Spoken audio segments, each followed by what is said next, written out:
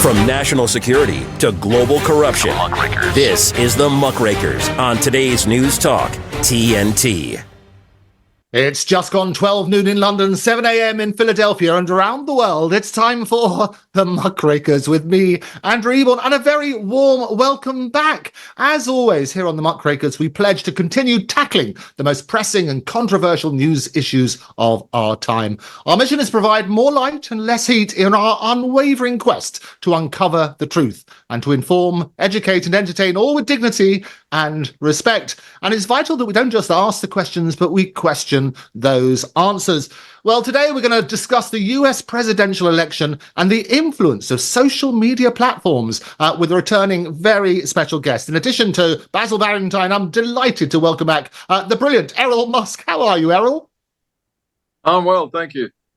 It's really good. What I loved is in the gallery, they were telling you to move to the right far more. I'm sure that was politically. It's got to be good. But for those of you who don't know, Errol Musk is a retired South African engineer, politician, and businessman. He's the father of somebody called Elon Musk, never heard of him, who is a businessman and investor known for his key roles in things like SpaceX and Tesla, and other involvements include things like the X Corporation, previously Twitter, and the company that operates social media platforms, very, very key to our today's discussion. But he also was founding of things like the Boring Company, XAI, Neuralink, and OpenAI. He's reportedly one of the world's wealthiest individuals, I'm sure he is, and in August 2024, Forbes estimates his net worth to be 241 billion, which is why Errol can afford the Miro behind him. We always love that on that sort of principle. What I love about this program, and firstly, I'm so pleased that Errol's come back, because Errol's now going to be a regular here on the Muckrakers with me, Andrew Eborn, and various others. And what I do, I basically go through the internet and look at all these ridiculous claims that are sometimes made. And the great thing about this program is our quest is for the truth. And one of the claims is about this wonderful emerald mine. And basically, the claim that basically Errol started Elon's career with money from that emerald mine. Did you own a mine, and did that start his career, Errol? What's the truth? The truth is, I had a very big aircraft in the mid-'80s. South Africa, after the speech that the Prime Minister gave about never allowing a black government in '85, South Africa took a terrible dive down economically. And I had a very large aircraft, private aircraft, business twin, and I didn't know what to do with it. I didn't have any more charter work for it. It was expensive to maintain. So I decided, I found a company in England. They said they'd buy it from me if I brought it there. It had full de-icing. And on the way there, we were turned back at Jeddah because they were having an Eid, sort of a holiday. And they asked us, they said, if we come in, we're going to have to pay $2,000 to land and $600 a day to park. So we said, no, well, we'll turn back. And so I went to Lake Tanganyika to have a look at it. And there was a company there from Panama who were building a runway, in fact, which is today a holiday resort on the banks of Lake Tanganyika. And they saw the plane, and I told them what I was doing with it. And they said, no, we'll buy it. So they offered me the cash right there and then. And I said, okay, great. So then they bought the plane. And then they said to me, are you interested in, if you give us half the money back, we'll give you, they gave me a fantastic price for it. And they said, if you give us half the money back, you can have a half share in our emerald deposits. So I said, they showed me over 100 emeralds, which I could have immediately, cut emeralds. And I said, well, why not?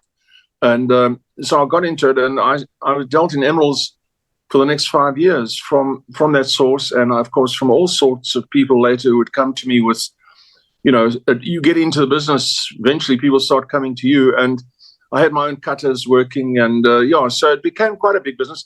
But what it did do was enable us, where other people were moving to trailer parks and to caravan parks because they couldn't afford their homes anymore in South Africa, or getting out of the country by the hundreds of thousands. I mean, we were able to continue our life in the way we'd always had, and that was we could travel.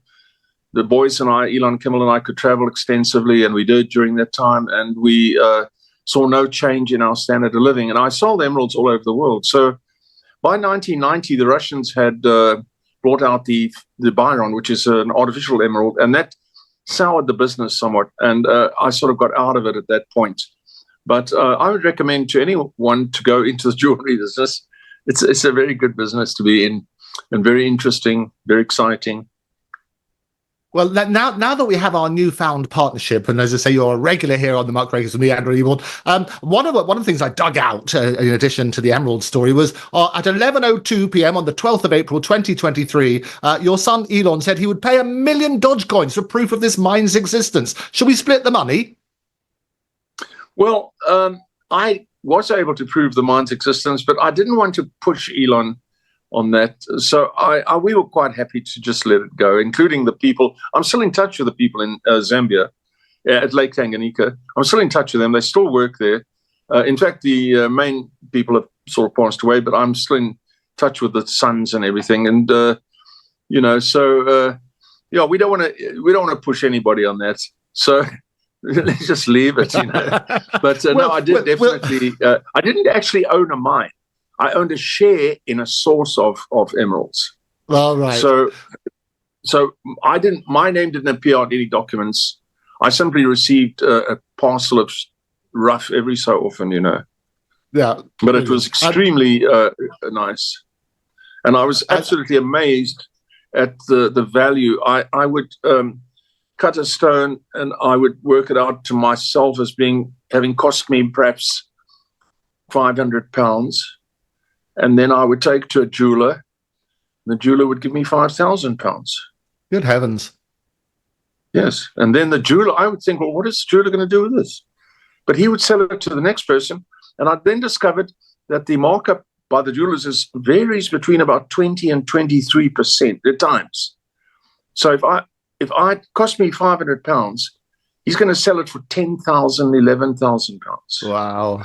So he buys it from me, if I'm lucky, for $5,000. He might try $3,000 for me at first. But if I think it's a very good stone, I would keep it, as I learned as I went along. But the jewelers I worked with, Piguet and all the big jewelers, they were incredibly good to me and very, very professional. There's no wheeler dealing or horrible wheeler dealing at the top.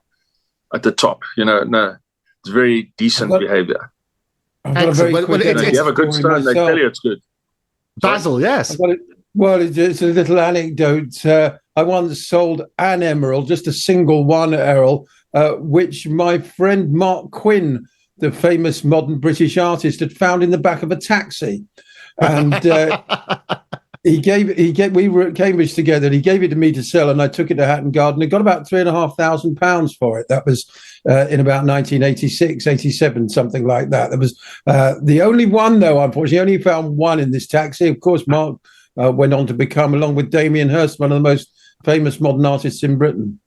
I did wonder what happened to my emerald. I lost in the back of a taxi. It was good, but it is very interesting. Fascinating stuff. And as I said, I present this series called Andrew Eborn's Fake or Fact. We now have the answer. Thank you very much for that, Errol. And it's what I love about this platform, as I say, is that this is a platform, get rid of all the misrepresentation that we have in the media. I want to turn our attention, however, to the American election, because on the 5th of November, Americans will cast their votes in. It's a high-stake showdown that has gripped the world. The road to the White House has never been more dramatic. I was looking at the polls this morning, and the latest polls, according to The Economist, they've got Kamala Harris at 48.4% and Trump at 45.1%. Now, initially, it did seem that that's what they say. I know, it's extraordinary. Talk to me about that, Errol. What's your take on it? That's rubbish. I travel to the US a lot. I've just been a few weeks ago. I mean, I haven't met anybody. I never met anybody there who isn't voting for Trump. Not a single soul, not one. And generally, the people who would, vote for Harris or Kamala Harris are the people who would call you out.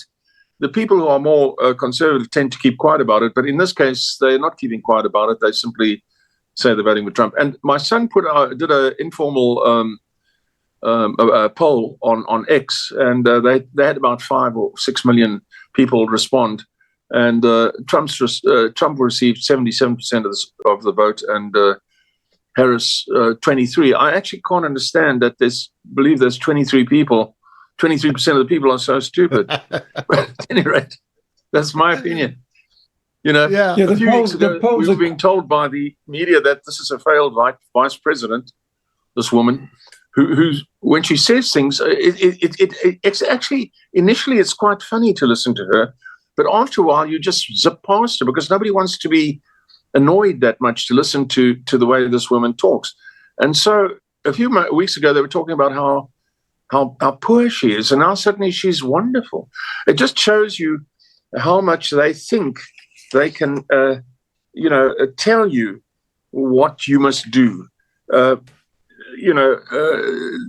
idea today is that the public is a bunch of sheep, and that they are able to be manipulated in any way you like.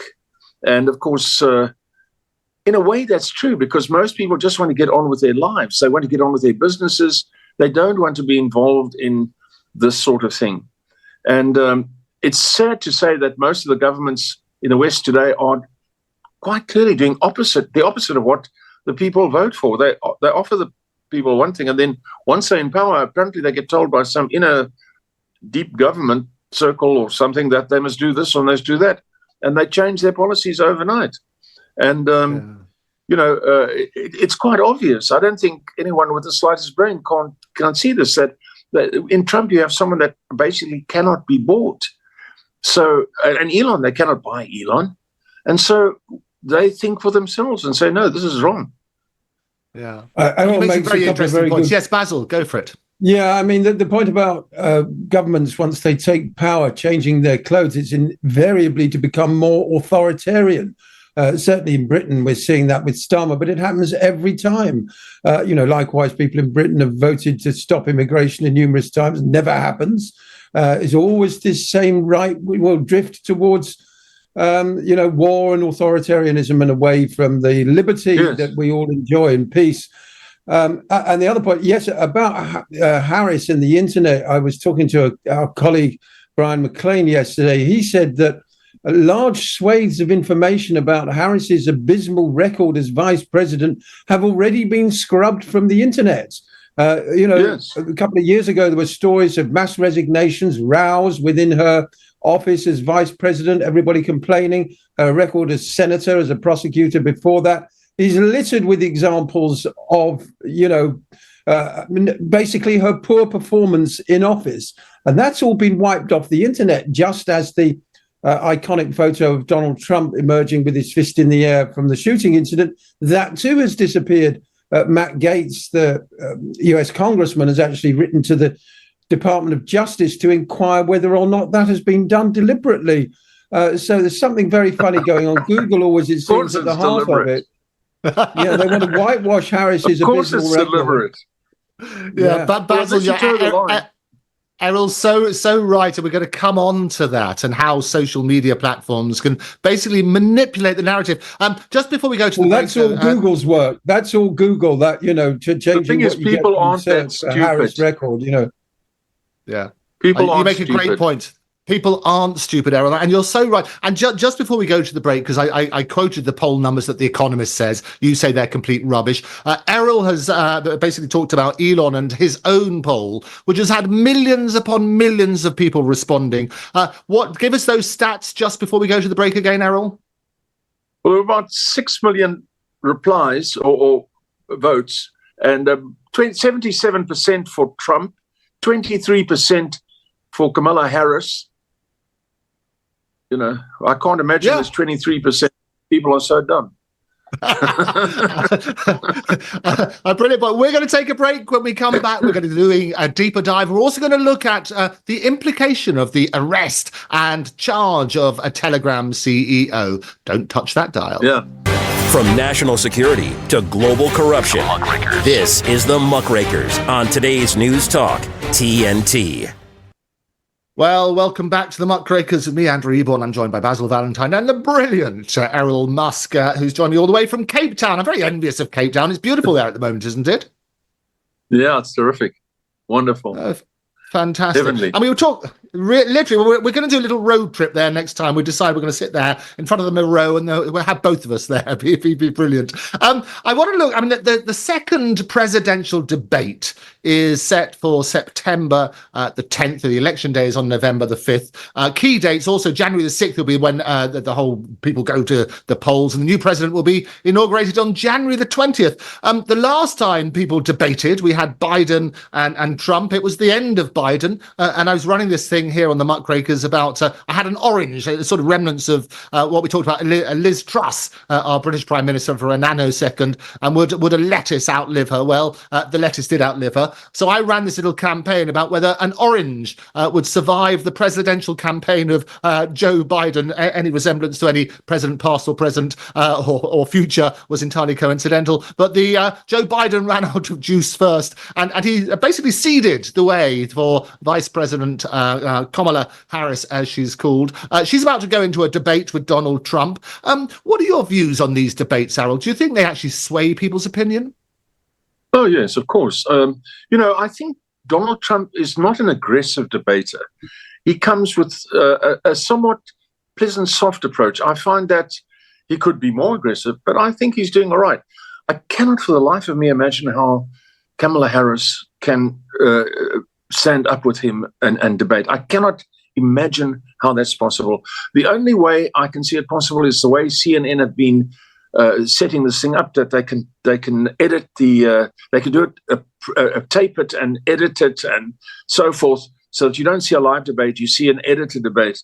But that of course would be ridiculous. That would be ridiculous. But I think they will do everything they can to avoid any form of debate. I don't think this woman can string two sentences together. So honestly, I really don't, but think she can. And that's, it's not that that's so bad. I mean, but at the end of the day, for the post that she's looking at, I think this is really ridiculous. Ridiculous. Well, she's famous for. We're talking about a man. She's been the nominee for well over a month now and hasn't given a single interview to the press. She's due to finally do so tonight, talking to Dana Bash of CNN. But she's got to have Tim Walz, her running mate, sitting next to her, holding her hand, because I think they're afraid that she might stumble and be unable to answer even the most softball of questions. And then he'll be there to sort of jump in and clarify. But she's not willing to talk to anybody remotely hostile, or even who's prepared to put her on the spot and give her a proper grilling. No, I can't see it happening. I simply can't see it happening. And this character she's got as a vice president, he's a bit of a clown. And I mean, he would do well in a circus. And I've never seen anybody with such a big mouth. I mean, physically, such a big mouth. And so he looks really like a clown. And I think that the things he says are equally stupid. So how he actually gets up in front of the camera when he's been proven to say so many lies about himself, I don't know. They must have very thick skin, these people. No, I think anybody who's a politician needs to have the thickest skin of all. He wanted to put tampons in boys' bathrooms. I think that was the worst of his excesses. He was actually in favour of putting sanitary products in boys' bathrooms. Yes. I mean, completely unhinged. Well, he introduced a law to have neighbours snitch on each other if they weren't vaccinated. Yes. In Massachusetts, or rather in Minnesota. Right. I mean, there are so many things. The guy's a clown. Let's just get past him. He's a clown. Who cares if he sits with her? It's not going to help. It's not going to help. Yeah. They haven't got anything to stand on. The whole DNC conference came up with nothing. It was just a whole lot of people standing in a circle, patting each other on the back. So it was nonsense. Nothing came out of it. Absolutely nothing. And except they kept trying to say, look at the joy, look at the joy. If you haven't seen fake in your life, well then, okay, but that was fake. Terrible, terrible fake. And getting on to the newer things, like Zuckerberg now has been admitted, this is important, that he was forced to, I don't think he was forced, I think he did it happily, to edit and censor Facebook prior to the last election, to the extent that anybody who had any other opinion than the one that Biden and his crowd wanted, that was censored. This is insane. This is completely insane. And that's why Elon bought X. And now Elon is the target of these people, because unless you toe their line, you are an enemy in your own country. So people in the UK, for example, who don't toe the line of this Rodney, or whatever his name is, the new prime minister. I think his real name is Rodney. Fancy names don't help. Rodney he's I wouldn't like to be in his shoes. I mean, just look at history. These guys have a gory ending, one way or the other. So you can't do what they're doing, and you can't put decent people into prison for simply expressing their opinion. It's wrong, especially the country that introduced free opinion. In the country that actually introduced the idea that you can have an opinion, you're now putting people in prison for that. That is completely wrong. So so that's what I'm thinking. No, you make an excellent point, Errol, and you're talking about basically this extraordinary letter from Mark Zuckerberg that came out on the 26th of August to Republican Jim Jordan, the Republican chair of the House Judiciary Committee, and he basically disclosed to the world that he'd been pressured basically to censor some COVID-19 posts during the pandemic, and also to bury stories such about the Hunter Biden laptop. I'm sure you've discussed. Exposed. Yeah, well, fantastic. And isn't that good? Isn't that what we need in a free democracy where all we're searching for is the truth? As soon as you start turning down the narrative on that, we're in really difficult position, aren't we? Yes, and one needs to ask, what has made this Zuckerberg guy, what has made him come up with this letter? What has made him, let's say, tell the truth? Why? Yes. Why is he telling the truth? So you have to ask yourself, well, why is he suddenly telling the truth? What has happened? What is happening behind the scenes that is causing him to say things which are very detrimental to the Democrats? Very detrimental, and very detrimental to Biden. Yeah, I mean, he appears to have had some what is making him do that? And so you have to think a bit further now. What is the plan? What are their plans? One can't think of, they did this out of the goodness of their heart. I don't think so. No, I think. Let me just read a quote, then I'll come to you, Basil. Let me just read a quote from Zuckerberg's letter, because I think it's important, then I'll come to you, Basil. It says, "Our platforms are for everyone. We're about promoting speech and helping people connect in a safe and secure way. As part of this, we regularly hear from governments around the world and others with various concerns around public discourse and public safety. In 2021, senior officials from the Biden administration, including the White House, repeatedly pressured our teams for months to censor certain COVID-19 content, including humor and satire, and expressed a lot of frustration with our teams when we didn't agree." So he didn't agree, is what he said. "Ultimately, it was our decision whether or not to take the contact down, and we own our decisions, including COVID-19 related changes we made to our enforcement in the wake of this pressure. I believe the government pressure was wrong, and I regret we were not more outspoken about it." He also goes on to talk about the burying of this, basically the Hunter Biden laptop story, and actually how he did do that while they fact-checked the story. And what he said, again, he said, well, I was wrong to do that. And in the future, I'm not going to fact check things before releasing that. Basil, have your comment, and I want to go back to Errol.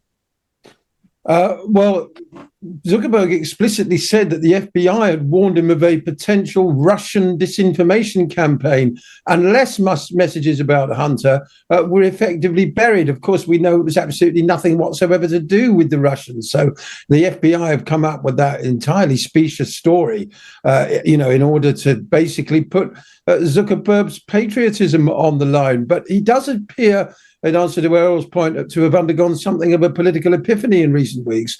Even before this letter, he said he wasn't going to tilt the pinball table in the direction of the Democrats in the way that he did in 2020. And he described Trump's reaction to the attempted assassination as totally badass. He was very impressed by it. And it seems a long time ago now in politics terms. A week is a long time in politics, but let's not forget that Trump was riding a crest of a wave at that time. Biden was still the Democratic nominee, and Trump seemed absolutely unstoppable.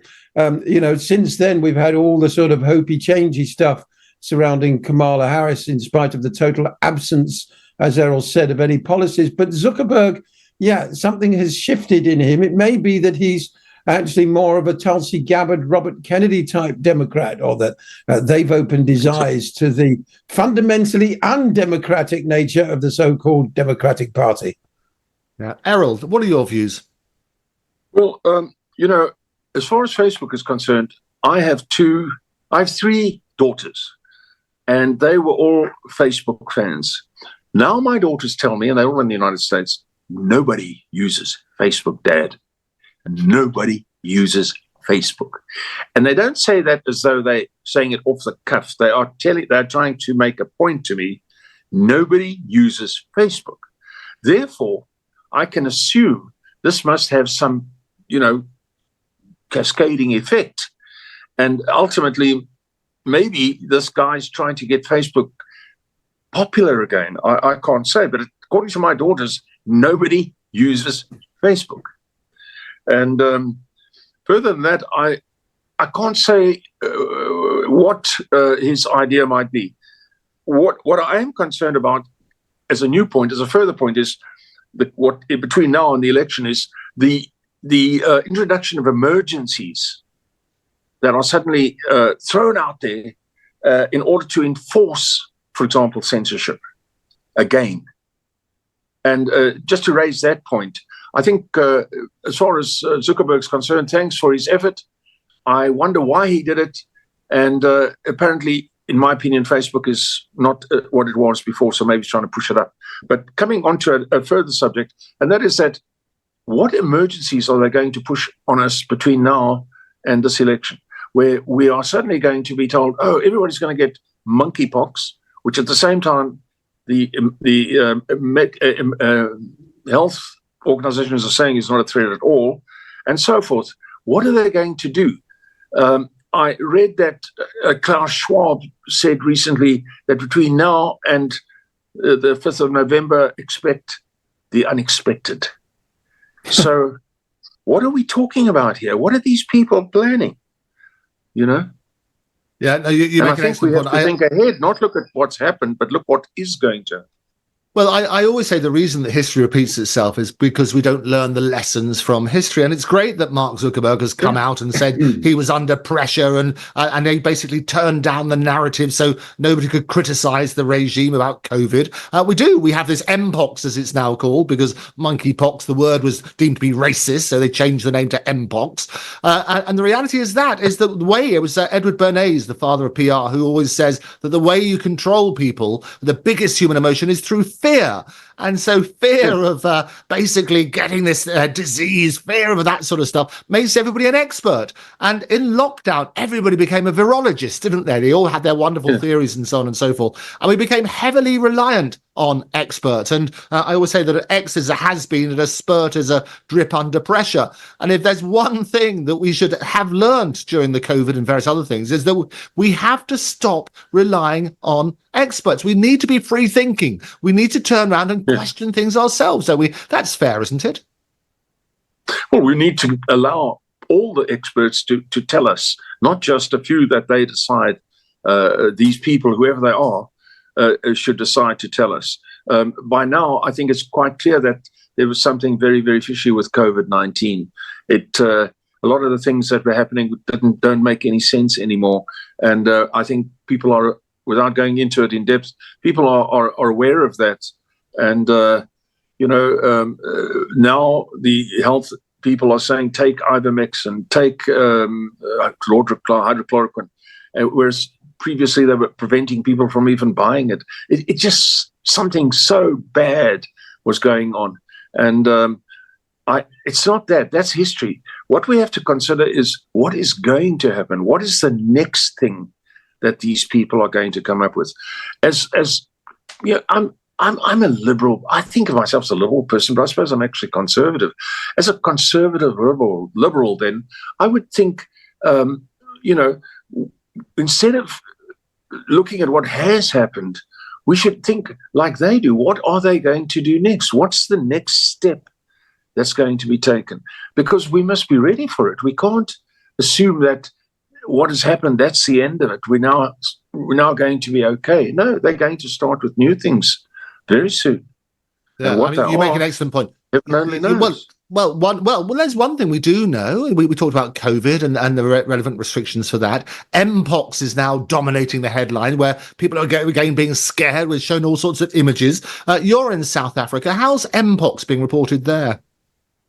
Well, they showed us a picture of an Mpox, a person who had Mpox, on the news, and it turned out to be a person who had shingles. Right. And the photo was taken. It was taken out of some textbook, and it was a photo of somebody with shingles. Because there are a lot of people who are pretty smart, and they saw this image, and immediately, not me, I wouldn't be able to do that. They found this image somewhere, taken 15 years ago, and said, "This is a picture that was taken. Here's the picture. Here it is from the textbook. It's shingles. It's not monkeypox." And so there you go, right away. Well, it is interesting. I never thought I'd be able to teach Errol Musk how to do an image search. I'll teach you how to do it because, as I say, I do this in the series Fake or Fact. There's something called Google Image Search, where basically you can drag a particular image and it will show you where that image appeared beforehand. And we've had that in lots of things. In war, I always say that the first casualty in war is the truth. And the same thing happened. They were reusing images. I mean, some of them were from movies, just to show what was going on and things like that. So we're living in a diseased information age, and the more that we can question these things, the better. But Google image search is how you can do it. So there you go. I taught Errol Musk something. Hurrah! How good is that? Well, think of it as a business. You are selling a product, and you want everybody to buy the product. So you want them all to think about this product in a certain way.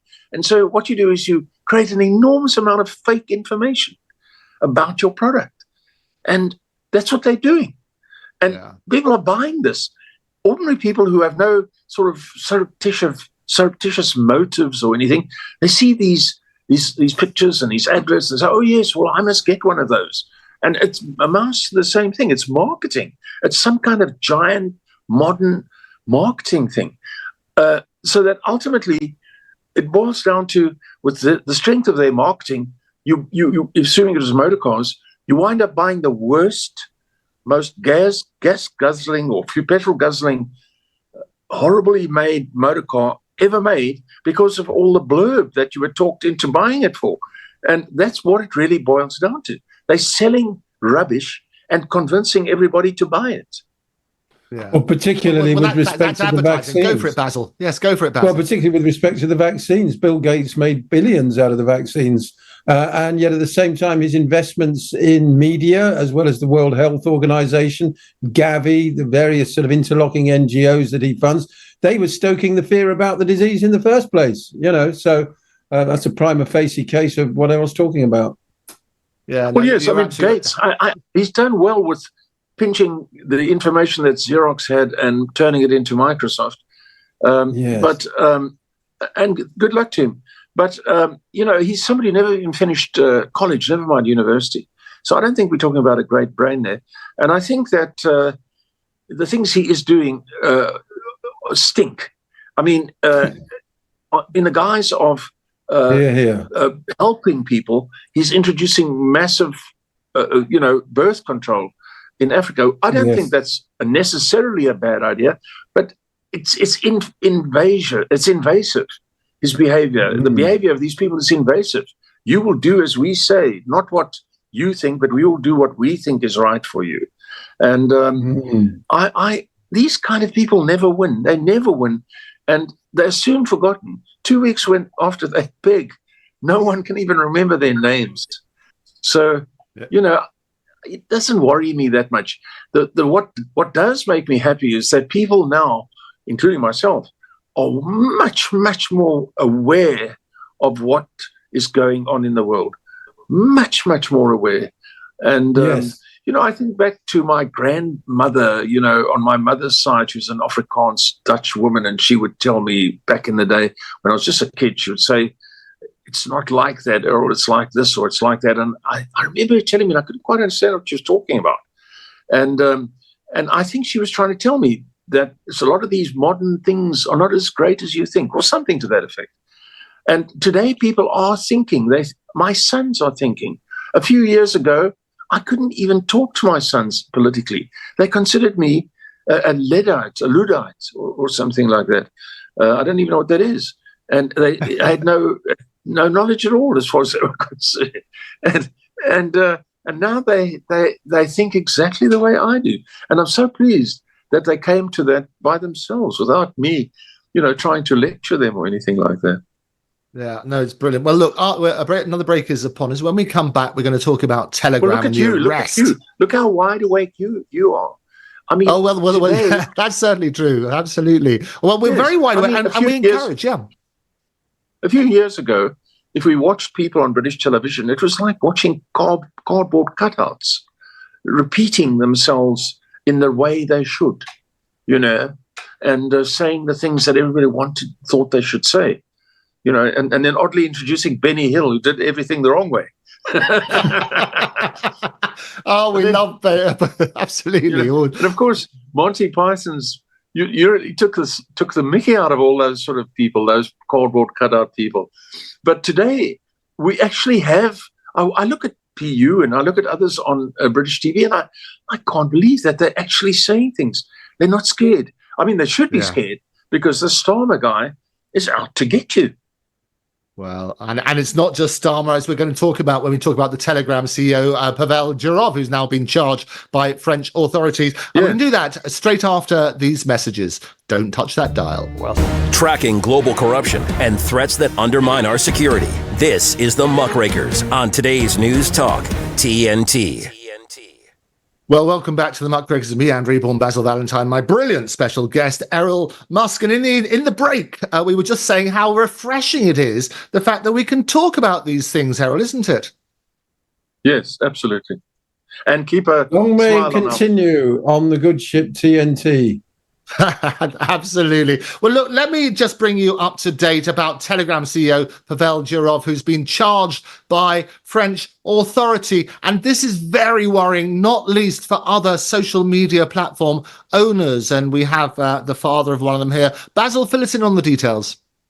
He was now placed under formal investigation and will not be allowed to leave France. So say the French prosecutors in a statement they issued yesterday. He's being investigated for several suspected offences related to criminal activity on the Telegram platform, including complicity in illegal gang transactions, laundering of crimes in an organised gang, and refusal to communicate information to authorities. He has to remain in the country under judicial supervision with bail set at $5.5 million, and is required to report to the French police stations twice a week. He was released from police custody in France earlier yesterday and transferred to court for questioning days after this dramatic arrest. Now, when it comes to some of these charges, complicity in illegal gang transactions and laundering of crimes in an organized gang, that would seem to suggest that they think he's played some sort of active part in crimes, rather than simply the refusal to communicate information to authorities, which is the secondary charge.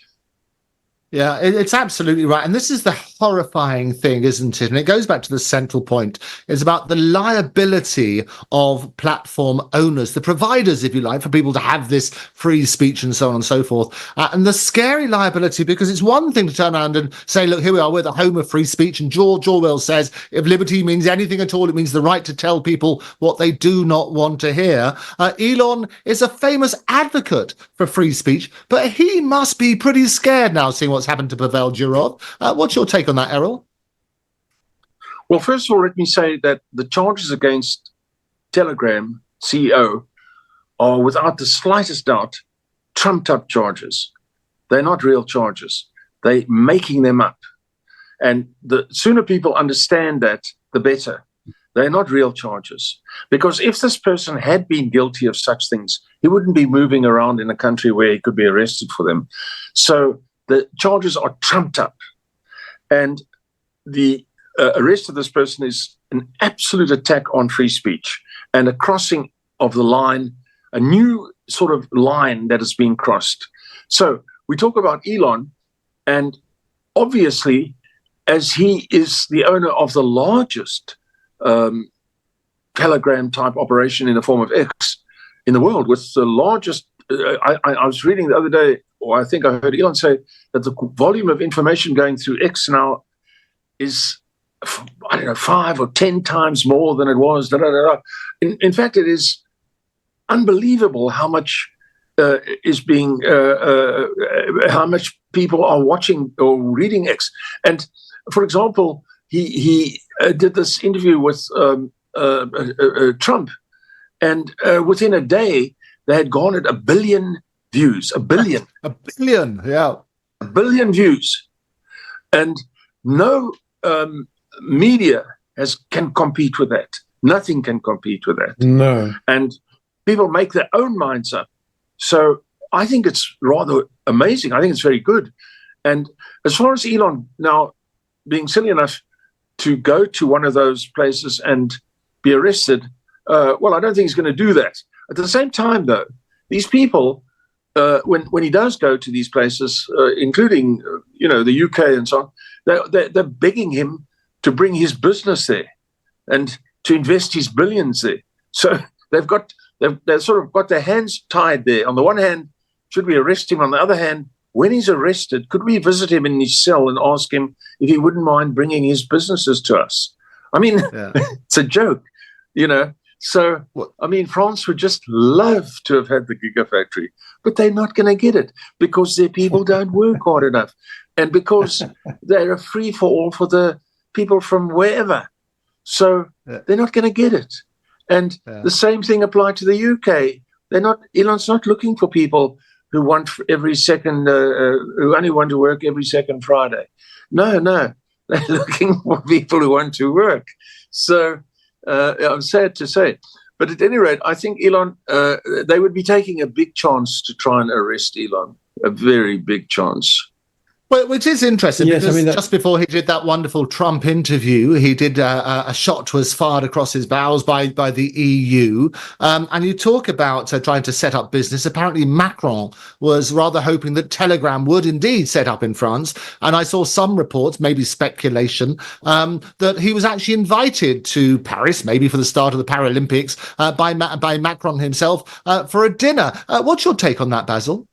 Well, I did hear that story. Yeah, I did hear that. And he's got a French passport as well, apparently. Yes. I mean, what we've got is a fundamental conflict between the new European Digital Services Act and the European Convention on Human Rights, Articles 10 of which states that everyone has the right to freedom of expression and to receive and impart information. This right also covers the freedom of the press. Freedom of expression is one of the essential foundations of a democratic society. That's, as I say, Article 10 of the European Convention on Human Rights. But Errol makes the key point, the 1 billion views that Elon's interview with Trump had, that is completely off the charts in terms of the scale and reach of a news item, effectively. I mean, CNN, ABC, any of the other networks, the BBC worldwide, can only dream of those numbers. And it can't be controlled. This is the whole point. The control of the narrative is absolutely crucial to maintaining the agenda. And with a platform like X or Telegram, for that matter, where people can freely exchange ideas, information, memes, clips, find out what's really going on in the world and express themselves, that scares the hell out of the authorities. And this arrest is the first bite of trying to clamp down on what we've enjoyed up to this point. Yeah, and it is interesting, isn't it, Errol? Because you're looking at that sort of side where we say, look, here's a platform for free speech, but we get it. We don't want child exploitation. We don't want fraud and so on and so forth. So it's all about the measures that are put in place to make sure that these criminal activities are not basically given an additional platform. Talk to me about some of those measures. What are your views on that? And do you think X are doing enough? Yes. Well, Elon made a large issue of exposing the child trafficking and pornography and such like things on X, on Twitter, before he bought it. That, in fact, some large 25% of Twitter was involved in that type of thing. And nobody knew that until he bought it. And when he bought Twitter and he was able to go into it and see, he found this and he eradicated all of the trafficking and porn and all that sort of stuff. So that's where the trafficking and porn was going on, not with the modern Twitter. The modern Twitter is a platform for free speech, obviously free speech within the law. And I imagine this Telegram I've never used it, but I can only imagine it's free speech within the law. And they don't want that.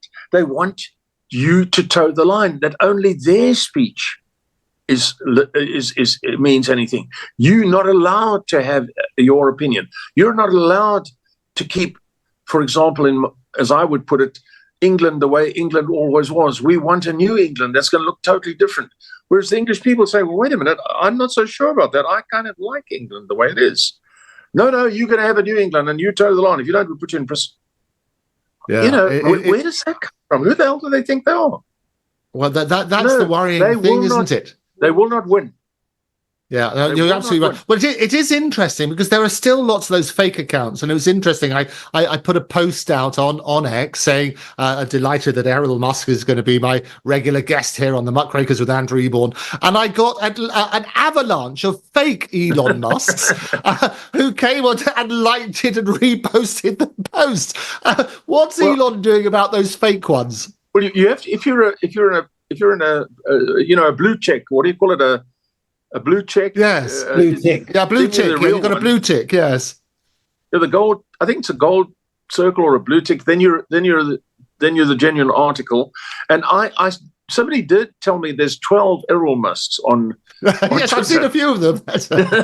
In fact, that was a few years ago. That was when it was Twitter.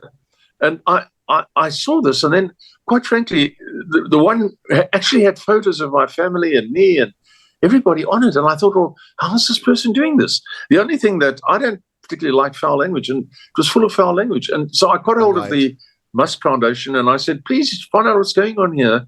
And they contacted Twitter to try and, have it stopped. But let people do their tricks. If you know what the right one is, that's fine. There's going to be imitators everywhere, so imitation is flattery. So let's just live with it. It's not the end of the world. If you're stupid enough to believe it. Yeah. If you're stupid enough to believe it. I saw one the other day, which was AI of my son Elon saying, and the lip and the sound was different voices. The lips moved and the voice came out differently. And if you buy this Bitcoin from me, obviously it was fake. And if you're so stupid as to send him £40 a week or a month, right? For a Bitcoin share, that's you. They're just too stupid, But that's the trouble. We're living in this diseased information age. I say in 2017, fake news were the words of the year in the Collins Dictionary. In 2023, it was AI. You combine the two, and it's horrendous. But it is interesting. You talk about the blue tick just briefly on that, because the EU had a complaint about that, because now, rather than being independently verified, effectively you get it if you buy it, which sort of diminishes it a little bit, doesn't it? What's your views on that? Then I'll go to Basil. No, I think to try and I would say if you buy it, you feel more empowered. Getting something free, you don't particularly feel empowered. If I buy my subscription to, Netflix or Prime Video or something like that, I feel empowered to use it. If I'm trying to pinch it on the side for free, I don't particularly feel too empowered. So I think paying for a service is quite all right. And I think many of the services now you're expected to start paying for, especially if you see some of the services on Microsoft and Google that we got for free all these years. They now want you to start paying a little bit. It's £2 a month or £5 a month. It's not bad, and you're getting something fantastic for it. No, I think buying in is the right way, as long as, of course, it's affordable. And I think for Twitter, or rather X, it's about $8 a month or $6 a month. It's okay, because you're now a verified, voice. It's worth it. I think it's worth it. Whereas you're right. Free, you wonder, well, you're the product basically, but it's about the verification and being able to trust. Because I always say, question everything. In the last 2 minutes available to us, and I'll come to you, Basil, first, is that I want to just look, what role is social media going to play in the US election, bearing in mind Zuckerberg's pointing out about being pressurized by the government. Tell us what role you think that's going to play. A minute to you and then a minute to Errol. Well, as Errol said, Facebook isn't what it was. It's, mostly used now in the developing world 18 to 30s key demographics in the West no longer use it. But Twitter is the world's town square. And it's great that this time round it's going to be a free and open forum, not the heavily censored version as it was in 2020. And it's to be hoped that Zuckerberg is true to his word as well. If it is the case that there is the free exchange of information, then I think that will help Donald Trump, because the more people see of Kamala Harris, the more they realize that she's an imbecile. And just very quickly, I want to add that the Telegram company have put out a statement saying it is absurd to claim that a platform or its owner is responsible for abuse of that platform. And that's the key point, really. Yes, obviously applies absolutely. to Elon as well over at Twitter. Yes, obviously. Okay. Yeah, exactly. Final word to you, Errol, in the 30 seconds available to us. What role is social media going to play in the US election? Well, I would say it's going to. We must look out for tricks that are coming, but at the same time, the social media is going to play a big role. And the point that Basil just made, is really, really the most important point. And the fact is that free speech is something that is enshrined in a constitution. It's not something that's given to the people by the government. Yes. It's something that's we give to the government. It's for us to control the government. It's not for the government to control us. Absolutely. And a we brilliant point to finish on. This program is a good example of free speech. It is the best example out there at the moment. And this has been the Muckrakers. It's been a joy. Basil Valentine, Errol Musk, a real pleasure to have you back on again. Looking forward to you returning as our guest on a regular basis. But for now, thank you very much for joining us. And I will see the rest of you same time tomorrow.